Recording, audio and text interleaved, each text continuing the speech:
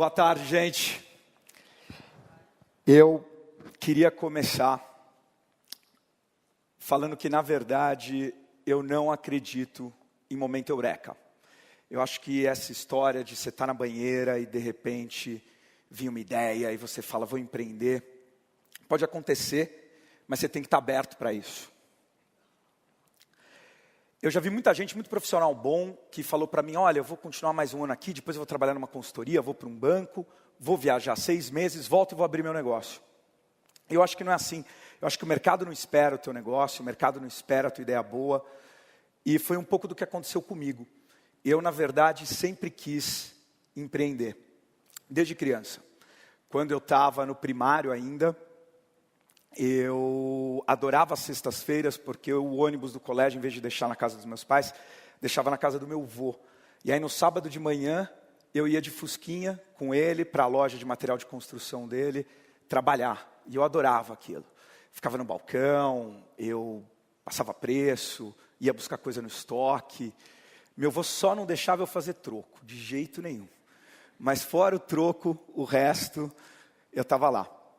E essa vontade foi evoluindo, né? Eu via muito do meu pai, que também era empreendedor, é empreendedor, e tinha varejo, a atenção que ele tinha com o cliente, como você podia aprender escutando o cliente e agregando valor nisso.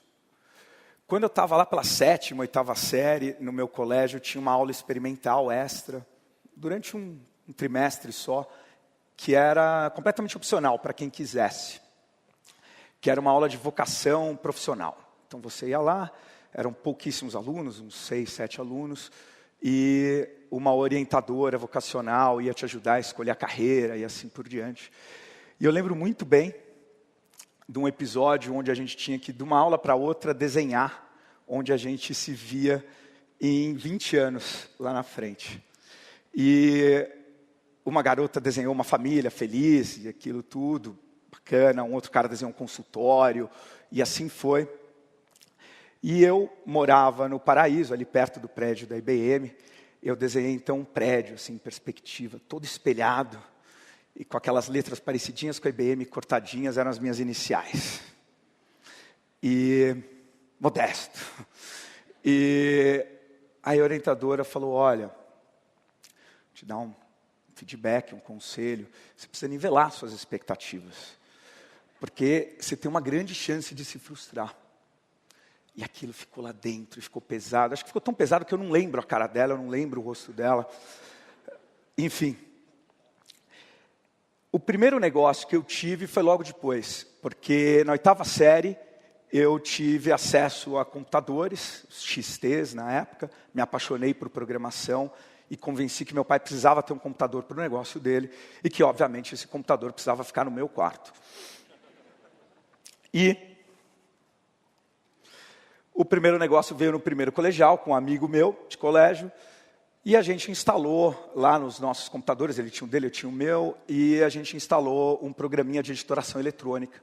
E a gente começou a fazer panfleto, catálogo, o que fosse. Na época, numa impressora matricial, que era aquela impressorinha que fazia... E durante 2 meses a gente vendeu algumas boas centenas de panfletos, até que eu queimei o cabeçote da impressora matricial do meu pai. E além do castigo, eu entendi o conceito de depreciação. Porque tudo que a gente tinha vendido de panfleto não pagava 20% do valor do cabeçote da impressora. Isso me levou para a engenharia. Eu queria empreender, gostava de informática, achava que começar um negócio na área de informática ia ser algo inteligente, porque o capital era muito mais humano do que um capital financeiro para começar aquilo. E desde o primeiro dia, quando eu fui para a faculdade, eu comecei a fazer esse exercício. E comecei a encontrar pessoas que dividiam essa paixão por empreender comigo. Rodrigo, Ronaldo e Romero. Todo mundo Rô, não por acaso, mas porque era a mesma classe da Poli e dividia-se por letras, todos os alunos que entravam. E o Buscapé não foi a primeira, a segunda, o Buscapé foi a 5ª tentativa de negócio que a gente teve, né? Um dia o Rodrigo estava procurando uma impressora junto comigo, ele estava procurando uma impressora para comprar, a gente fazia estágio juntos, e procurou nos grandes sites de busca da época, que era o Alta Vista e o KD, e encontrou tudo menos informação de produto e preço. Aí veio uma ideia de criar o quanto custa. E o quanto custa era o seguinte: a gente desenvolveu um software que a gente ia distribuir em disquetes, em bancas de jornal. O varejo ia pegar esse software, ia instalar na máquina, esse software ia procurar os preços dentro do computador do varejista, conectar no modem, na BBS, transferir os preços para um computador nosso todo dia, e aí os consumidores iam poder comparar preço. Loja de rua. E como bons engenheiros, mas nada de negócio, a gente resolveu desenvolver o software em vez de testar o mercado. Quando o software estava pronto, a gente começou a ligar para alguns varejistas e a resposta foi unânime. Os poucos que não desligavam o telefone na nossa cara falavam: peraí, eu não estou entendendo. Vai colocar todos os meus preços na internet? A internet é aquele negócio que paga R$ 3,99 por minuto. Era esse o preço para estar conectado na época. É esse mesmo, é isso aí. Mas eu não dou nem preço por telefone. Vocês estão loucos? E louco é uma palavra muito bom de se escutar. A gente resolveu mudar a estratégia. E a gente falou: vamos capturar os preços que já estão hoje disponíveis. Tinha umas 4, 5 lojas online. Com um pouquinho de preço, a gente traz um pouquinho de consumidor. E aí a gente consegue convencer algumas lojas a entrarem nessa jogada. E traz mais um pouquinho de consumidor. E assim por diante. Não existia investimento de capital de risco. Isso era 98. Não existia empresa de internet. Ninguém entendia direito o que a gente estava fazendo. No fundo, aquilo era o nosso barzinho. Era o nosso boteco. É que boteco de engenheiro não é tão bacana, não é tão sexy, mas era o nosso botequinho. A gente passava várias noites lá dentro. Até que um dia, a gente dourando a pílula, já era abril de 99, esperando o site ficar melhor, a gente descobriu que tinham lançado algo idêntico ao que a gente estava fazendo nos Estados Unidos. E a gente tinha perdido o ineditismo que a gente queria tanto. Era o MySimon e era exatamente o nosso projeto. A gente ficou desesperado e foi registrar o nome Quanto Custa. E no mesmo dia, a gente descobriu que o nome Quanto Custa já estava registrado. Aí veio o pânico. A gente falou: caramba, estão fazendo, vão lançar. A gente não tem grana nenhuma. Se a gente não for o primeiro, já era. E a gente definiu, então, que a gente precisava resolver e achar um outro nome. E aí a gente tinha que, em 3 dias, trocar e-mail. Todo mundo tinha que dar 10 sugestões de nomes diferentes. E a gente ia fazer uma reunião depois de 3 dias para decidir um nome. Eu queria um nome nacional, que não remetesse a preço, por causa daquela ressaca de quanto custa, que fosse simpático, que não tivesse sido usado como marca, mas não encontrei nome nenhum. Bom, e o Rodrigo, meu sócio, num pensamento muito criativo, uma mente muito aberta, ele começou o e-mail dele com a primeira opção de nome, que foi busca preço. E ele evoluiu para busca produto, busca oferta, busca desconto. E assim foi. E ele não era tão criativo, porque ele parou no 9º e ele não conseguia achar mais nada. Ele falou assim: eu não sei mais o que fazer, vou escrever qualquer coisa. E mesmo assim ele manteve a linha busca-pé. Ha, ha, ha, ha, ha. E aí eu olhei aquele busca-pé e olhei que eu queria uma marca nacional e tudo aquilo. Eu falei: esse vai ser o nome.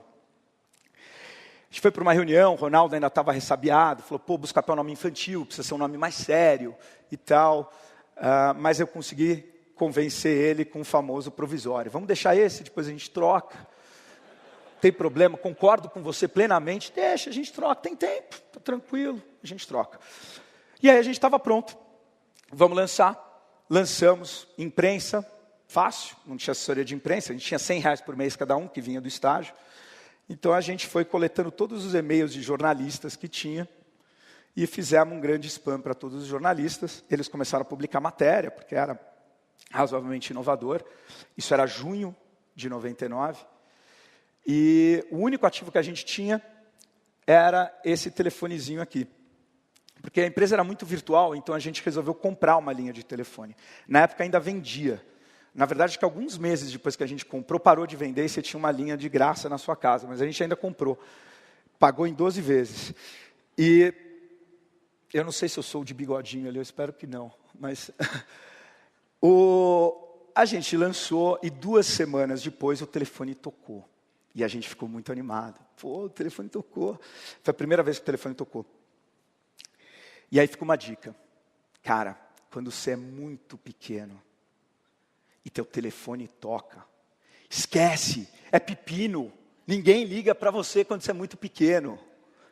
Não atende, cai na secretária e retorna. Não precisa atender. A gente atendeu. Era um executivo de um grande varejo falando, olha, eu não quero preço listado. Nós tínhamos 30 lojas só no ar.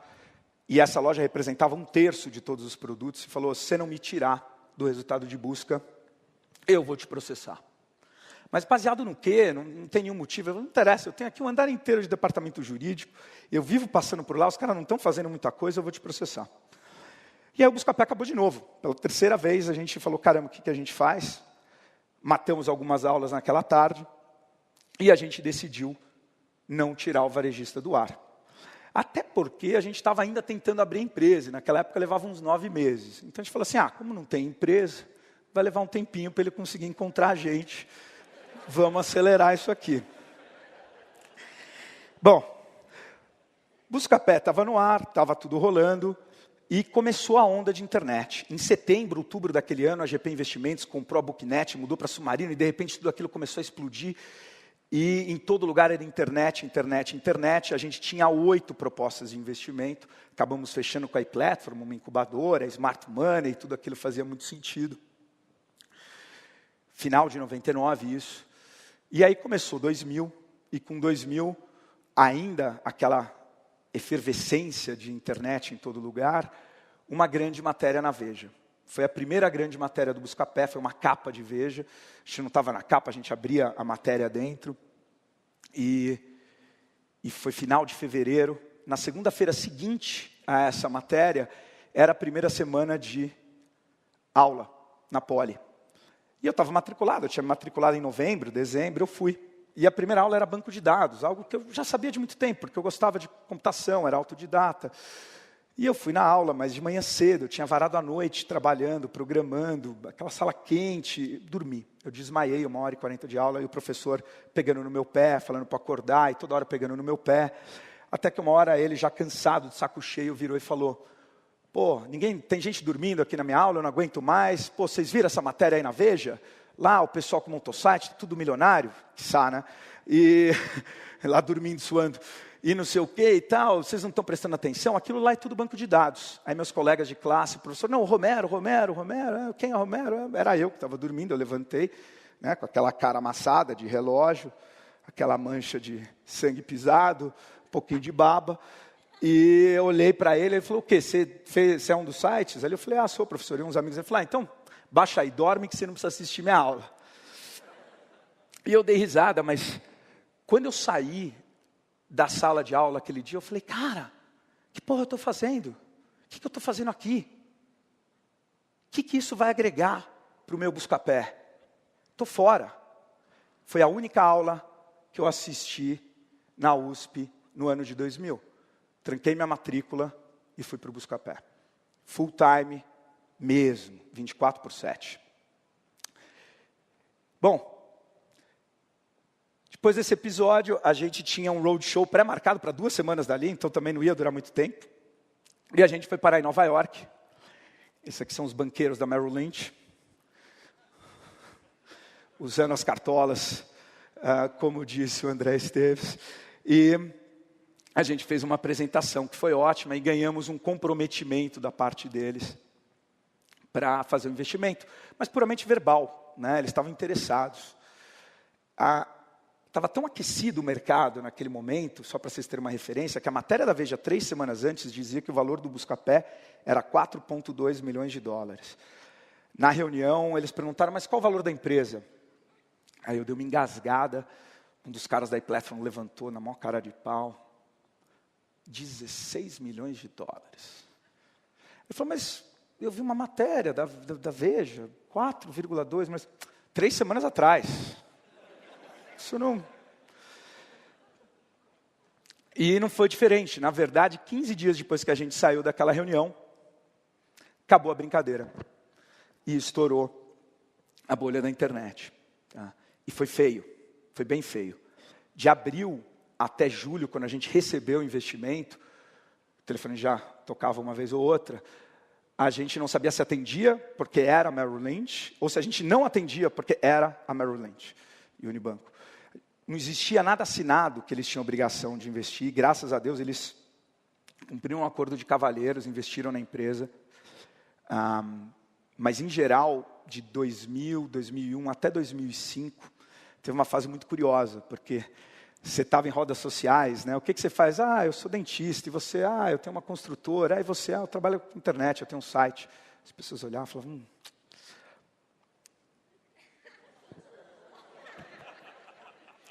Parecia que você tinha uma doença terminal, que em 10 segundos se tornava contagiosa, porque todo mundo virava e ia embora, e você ficava.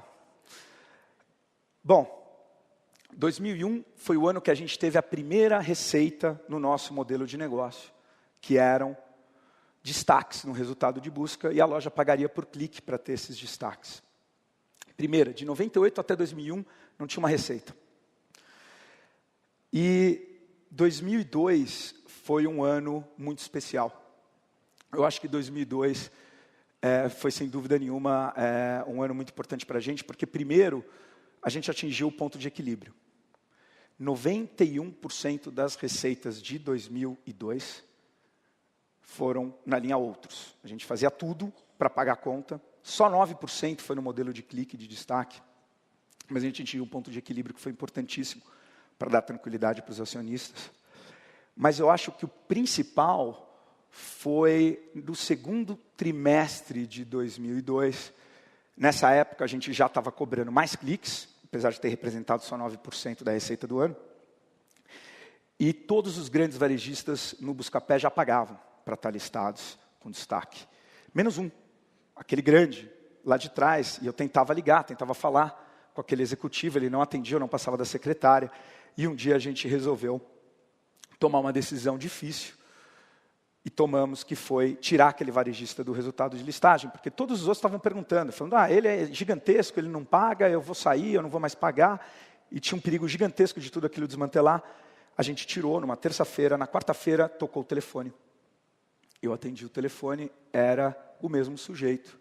E ele falou para mim, Romero, se você não me colocar no resultado de listagem hoje, eu vou te processar.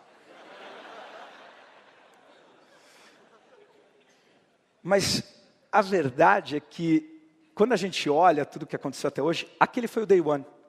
Aquele foi o meu day one. Na verdade, quando você começa uma empresa, você tem vários days one, porque você tem vários days zero também. A empresa começa, morre, mas aquela foi a primeira vez que a gente falou, caramba, isso aqui deu certo. Pode ser que não seja o Buscapé, pode ser que não seja a gente, mas essa história que eu não dou preço, você tem que vir na minha loja, por telefone não rola, tinha acabado. A gente tinha conseguido transferir um pouquinho de poder de decisão de compra da mão do varejo para a mão de alguns pouquinhos consumidores que usavam o Buscapé, mas o suficiente para aquele grande varejista perceber que ele não estava mais no resultado e querer voltar. Né? E por mais que não seja um resultado financeiro, eu acho que quando você empreende, mais do que buscar um resultado financeiro, principalmente quando você quer fazer um empreendedorismo de alto impacto, você quer tentar transformar o mundo, um pouquinho que seja, facilitar a vida das pessoas. E aquele foi o nosso momento de quebra de paradigma. Aquele, sem dúvida, foi o day one. Depois dali, a gente começou a crescer, focamos só no modelo de negócio. Tivemos 3, 4 anos maravilhosos, expandimos para a América Latina, mas a gente queria mais. A gente queria expandir para outros modelos de negócio. A gente queria sair só de comparação de preços e fazer classificados, pagamentos, tudo que pudesse ajudar o consumidor a tomar uma melhor decisão de compra. E os acionistas não estavam alinhados. Merrill Lynch e Unibanco falaram, olha, a empresa está muito bem, está crescendo, está gerando caixa, você vai usar todo esse caixa. A gente já está há 6 anos. Alinhamento com o teu sócio é muito importante. E ali a gente começou a ter um desalinhamento. E a gente falou, ok, o que fazemos então? Vamos procurar um novo sócio para construir essa outra fase do plano. E aí a gente acabou encontrando um fundo de private equity chamado Great Hill Partners, que comprou a participação de Merrill Lynch e Unibanco. E com eles nós começamos a expandir. A primeira coisa foi fazer uma fusão com o principal concorrente, o Bom de Faro, e expandimos para vários negócios. A nossa maneira de expandir, ela sempre foi muito arriscada. Hoje, com um sócio maior, que é a Naspers, ela pode ser mais agressiva. Mas a gente não podia errar. Todas as aquisições a gente fez da geração de fluxo de caixa. Então, nós tínhamos que fazer mais do que investimentos em projetos certos, a gente tinha que fazer investimentos em pessoas corretas. E foi o que a gente fez, né? De lá para cá, o Buscapé hoje tem 20 companhias e 36 fundadores nessas companhias, tocando o dia a dia dessas companhias. E a inspiração, muitas vezes, não veio só do mercado ou dos empreendedores. Tem um caso muito divertido, que é da Railda. A Railda era minha diarista, isso lá atrás, em 2005, 2006. E um dia eu estava tomando café da manhã, lá em casa, na cozinha, e a Railda falou que precisava sair rápido e cedo naquele dia, porque ela ia passar na Casas Bahia, e ela precisava encontrar algum produto de 50 reais, 100 reais, para ela poder abrir outro carnezinho. E eu no auge, né, da minha... sabe tudo, vou dar uma dica para a Railda. Eu falei, Railda, você está fazendo tudo errado.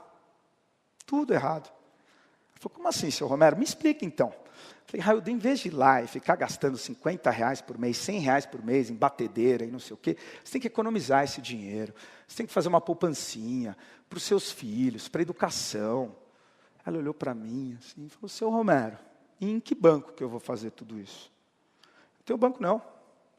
Ou eu coloco o dinheiro no colchão e meu marido bebe, ou eu vou lá e faço a minha poupancinha de 50 reais no carnezinho. Eu desmontei, né? Caiu o chão. Você fala, cara. Mas foi dessa experiência que veio a ideia de tentar facilitar a forma como a classe C, que estava entrando na internet, podia comprar na internet. E foi daí que a gente foi buscar quem poderia ter a melhor tecnologia para pagamento, que resultou no investimento no pagamento digital, que hoje é o Bcash. Em 2009, o Buscapé acabou entrando na manchete de uma forma mais forte.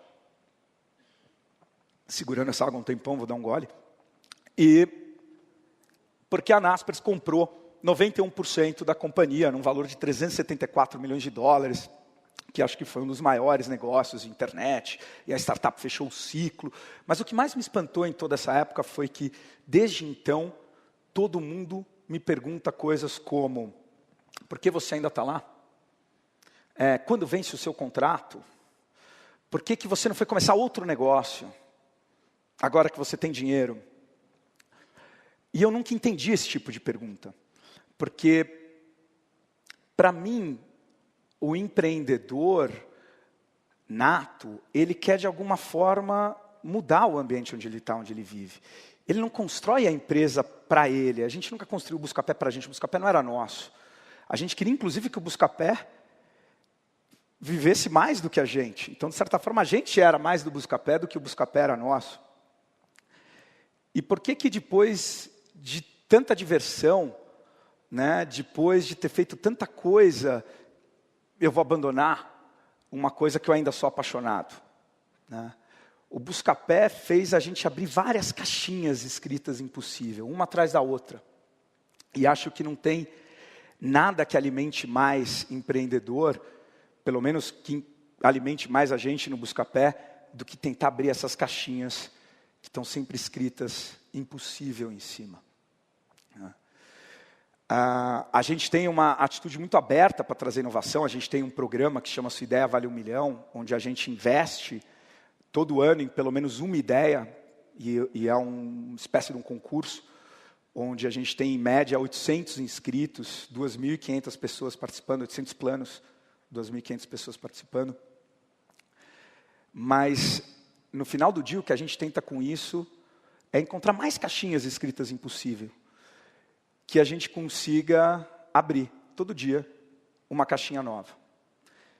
E se louco é uma palavra importante quando você empreende, e louco realmente é bom, eu costumo brincar, inclusive para as startups, muitas dessas 20 empresas que a gente tem embaixo são bem pequenininhas, 5 pessoas, 6, 7, todos fundadores. Ele falou, cara, você escutou louco, se acelera. Porque ou você está no caminho certo, ou você está no caminho errado. Então é melhor se acelerar, que pelo menos você falha rápido e corrige. Né? Agora, mais importante do que louco, é essa palavra que está escrita nessas caixinhas espalhadas por aí, que é a palavra impossível. Eu não conheço nada que tenha mais sucesso, mais realização e mais felicidade do que as caixinhas com a palavra impossível em cima. Obrigado.